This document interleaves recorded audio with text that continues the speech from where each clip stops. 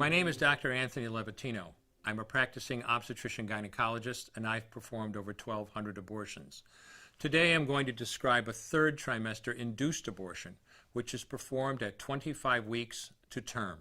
At this point, the baby is almost fully developed and viable, meaning he or she could survive outside the womb if the mother were to go into labor prematurely.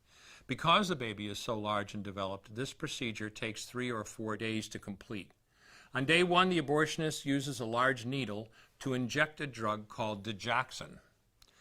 Digoxin is generally used to treat heart problems, but a high enough dosage of digoxin will cause fatal cardiac arrest. The abortionist inserts the needle with the digoxin through the woman's abdomen or through her vagina and into the baby, targeting either the head, torso, or heart. The baby will feel it. Babies at this stage feel pain. When the needle pierces the baby's body and the digoxin takes effect, the life of the baby will end. The abortionist then inserts multiple sticks of seaweed called laminaria into the woman's cervix. They will slowly open up the cervix for delivery of a stillborn baby.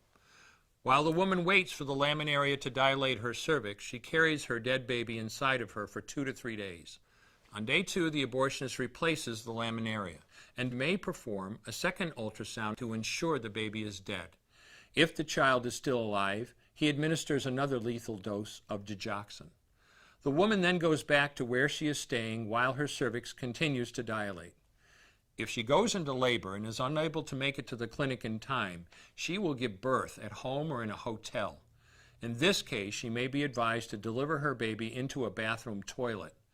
The abortionist then comes to remove the baby and clean up. If she can make it to the clinic, she will do so during her severest contractions and deliver her dead son or daughter. If the baby does not come out whole, then the procedure becomes a D&E, a dilation and evacuation, and the abortionist uses clamps and forceps to dismember the baby, piece by piece. Once the placenta and all the body parts have been removed, the abortion is complete. Late-term abortions have a high risk of hemorrhage, lacerations, and uterine perforations, as well as a risk of maternal death. Future pregnancies are also at a greater risk for loss or premature delivery due to abortion-related trauma and injury to the cervix. As I mentioned at the beginning, I'm Dr. Anthony Levatino, and in the early part of my career as an OBGYN, I performed over 1,200 abortions. One day, after completing one of those abortions, I looked at the remains of a preborn child whose life I had ended, and all I could see was someone's son or daughter. I came to realize that killing a baby at any stage of pregnancy for any reason is wrong. I want you to know today, no matter where you're at or what you've done, you can change. Make a decision today to protect the preborn. Thank you for your time. I will no longer do any more abortions.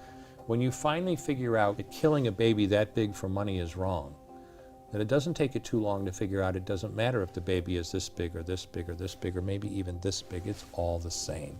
And I haven't done any since then, and I never will.